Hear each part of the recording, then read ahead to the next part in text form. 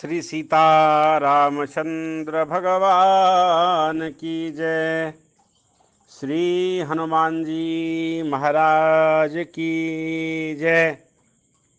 महाराजा दिलीप जी महाराज की गौ सेवा के परिप्रेक्ष्य में आज की कथा में आप सबको महाराज दिलीप जी महाराज के गौ सेवा की महिमा का दर्शन कराना चाहूँगा। हरिबंधुओं, महाराज दिलीप और देवराज इंद्र में मित्रता थी। देवराज के बुलाने पर श्री दिलीप जी महाराज एक बार स्वर्ग धाम को गए। वहाँ से लौटते समय मार्ग में कामधेनु मिली, किंतु दिलीप जी महाराज ने पृथ्वी पर आने की आतुरता के कारण उनकी ओर देखा नहीं और कामधेनु माता को उन्होंने प्रणाम नहीं किया। इस अपमान से रुष्ट होकर श्री कामधेनु ने इनको श्राप दिया, मेरी संतान यदि कृपा ना करे तो यह पुत्रहीन ही रहेगा। हरि भक्तों, महाराज दिलीप को श्राप का कुछ पता नहीं था, किंतु उनके कोई पुत्र ना होने से वे स्वयं, महारानी और प्रजा के लोग भी चिंतित और दुखी रहते थे।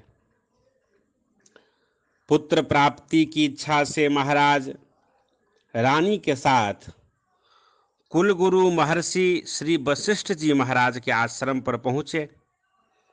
श्री महर्षि जी ने उनकी प्रार्थना सुनकर आदेश दिया कि कुछ काल आश्रम में आप रहो और मेरी होम धेनु नंदिनी की सेवा करो। महाराज ने गुरु की आज्ञा स्वीकार कर ली और महारानी प्रातःकाल उस गौ की भली भांति पूजा करती थी। गौ दोहन हो जाने पर महाराज उस गाय के साथ वन में जाते थे। वे उनके पीछे पीछे चलते और अपने उत्तरीय से उन पर बैठने वाले मच्छर, मक्खी आदि जीवों को उड़ाते रहते थे। हरी घास अपने हाथ से लाकर उनको खिलाते थे, उनके शरीर पर हाथ फेरते और गौ माता के बैठ जाने पर ही बैठते और उनके जल पी चुकने पर ही वे जल पीते थे।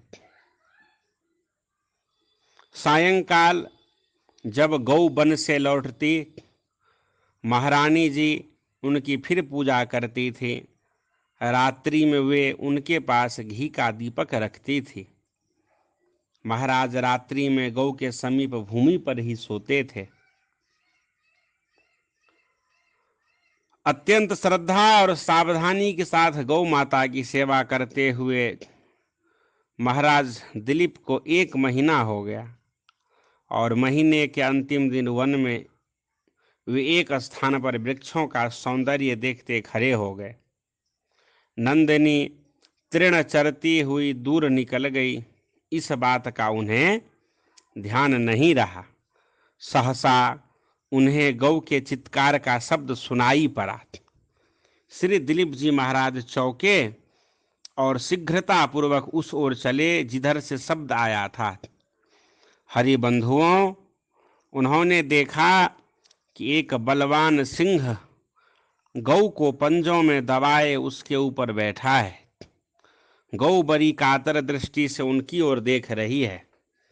श्री दिलीप जी महाराज ने धनुष उठाया और सिंह को मारने के लिए बाण निकालना चाहा, किंतु उनका वह हाथ भाथे में ही चिपक गया और अस्पष्ट मनुष्य भाषा में सिंह बोला, राजन, व्यर्थ उद्योग मत करो, मैं साधारण पशु नहीं हूँ, मैं भगवती पार्वती का कृपा पात्र हूँ और उन्होंने मुझे अपने हाथों लगाए इस देवदारू वृक्ष की रक्षा के लिए नियुक्त किया है। जो पशु अपने आप यहाँ आ जाते हैं वे ही मेरे आहार होते हैं। हरिबंधुओं, महाराज दिलीप ने कहा कि आप जगन माता के सेवक होने के कारण मेरे लिए भी वंदनीय हैं, पूजनीय हैं। मैं आपको प्रणाम करता हूँ।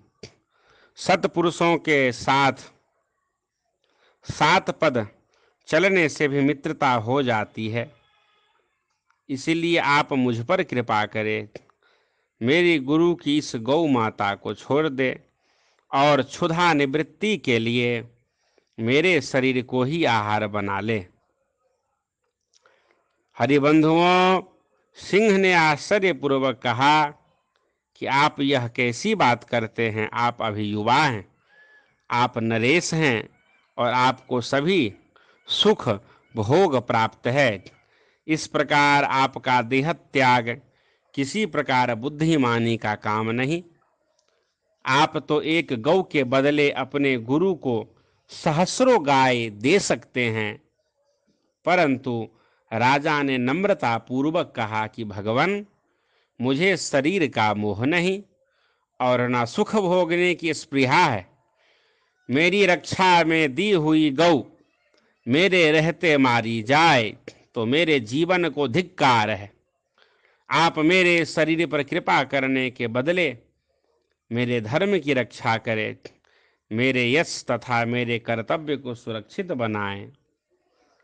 हरिबंधुओं, सिंह ने राजा को समझाने का बहुत प्रयत्न किया, किंतु जब उन्होंने अपना आग्रह नहीं छोड़ा तब वह बोला, अच्छी बात, मुझे तो आहार चाहिए। आप अपना शरीर देना चाहते हो तो मैं इस गौ को छोड़ दूंगा। श्री दिलीप जी का भाथे में चिपका हुआ हाथ छूट गया। उन्होंने धनुष तथा भाथा उतार कर दूर रख दिया और वे मस्तक झुकाकर भूमि पर बैठ गए, परंतु उन पर सिंह कूदे। इसके बदले आकाश से पुष्प वर्षा होने लगी। नंदिनी का स्वर सुनाई पड़ा। क्या? नंदिनी बोली, पुत्र उठो, तुम्हारी परीक्षा लेने के लिए अपनी माया से मैंने ही यह दृश्य उपस्थित किया था। पत्ते के दोने में मेरा दूध दुह कर तुम पी लो, इससे तुम्हें तेजस्वी पुत्र प्राप्त होगा। श्री दिलीप जी महाराज उठे। वहां सिंह कहीं था ही नहीं। नंदिनी को उन्होंने साष्टांग प्रणाम किया, हाथ जोड़कर बोले कि देवी, आपके दूध पर पहले बछड़े का अधिकार है और फिर गुरुदेव का। आश्रम पहुंचने पर आपका बछड़ा जब दूध पीकर तृप्त हो जाएगा तब गुरुदेव की आज्ञा लेकर मैं आपका दूध पी सकता हूं। श्री दिलीप जी महाराज की धर्मनिष्ठा से नंदिनी और भी प्रसन्न हुई। वह आश्रम लौटी। महर्षि वशिष्ठ भी सब बातें सुनकर अत्यंत प्रसन्न हुए। उनकी आज्ञा लेकर दिलीप जी महाराज ने गौ का दूध पिया और गौ सेवा के फल से उन्हें पराक्रमी पुत्र प्राप्त हुआ। हरिबंधुओं, गौ माता की यह महिमा है। गौ माता की प्राण और प्रण से सेवा करना चाहिए। गौ माता की सेवा करने से हमारे जीवन में सब सुख की प्राप्ति होती है। कहते सुवा गाय का बच्छ बिछोड़िया, कहते चरती पीबती गौ बिडाड़ी। गौ माता की सेवा करने का अनंत फल है। कई ग्रंथों में गौ माता की सेवा की महिमा का उल्लेख है। इसलिए प्राण प्रण से गौ माता की सेवा अवश्य करना चाहिए। स्वामी राम सुखदास जी महाराज की अनेक कथा गौ माता के ऊपर में है। इसलिए हमारे रामचरितमानस में पूज्यपाद गोस्वामी तुलसी बाबा बताए हैं कि विप्रधेनु सुर संत हित लीन मनुज अवतार, निज इच्छा निर्मित तनु माया गुण गोपार। वस्तुतः गौ ब्राह्मण प्रतिपालकत्व समस्त हिंदू राजाओं का प्रथम कर्तव्य रहा है। यवनों के अत्याचारों के विरुद्ध हिंदू राज्य की स्थापना का सुप्त प्रयास करने वाले छत्रपति शिवाजी और बंदा बैरागी ने भी गौ रक्षा धर्म को सर्वप्रमुख स्थान दिया था। गौ माता पर किसी तरह का भी अत्याचार करने वाले के लिए कठोरतम दंड विधानों की व्यवस्था की गई है। इसलिए समाज के प्रत्येक अंग में लोक चेतना के हर स्तर पर गौ भक्ति के आदर्श स्पष्ट अंकित रहे हैं। समस्त संसार की हितैषणा से अनुप्रमाणित साधना की लौ जगाकर ज्ञान ब्रह्म का साक्षात कर तत्वमसि का गान करने वाले ऋषियों के जीवन में भी गौ पालन का आदर्श उदाहरण मिलता है। इसलिए वस्तुतः साधना की ज्योति गौ की सहायता से ही प्रज्वलित रह सकती है। वही तो समस्त देवता पितर और अतिथियों का सत्कार संपन्न करने वाली है। इसलिए प्राण प्रण से हरिबंधुओं गौ माता की सेवा, गौ माता की रक्षा करना चाहिए। बोलो सियावर रामचंद्र भगवान की जय।